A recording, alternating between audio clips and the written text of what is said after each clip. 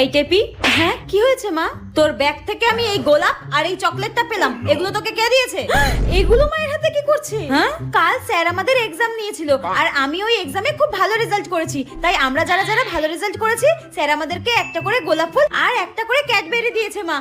হ্যাঁ, তুই ভালো রেজাল্ট করেছিস বলে স্যার তোকে এই গোলাপ আর এই চকলেটটা দিয়েছে? হ্যাঁ, বাহ। ওই দেখ, বলতে না বলতে তোর স্যার ফোন করেছে। দাঁড়া দাঁড়া, ধরি ধরি। যেখানে বাঘের ভয় সেখানেই সন্ধ্যা হয়। স্যার ফোন করছে কেন?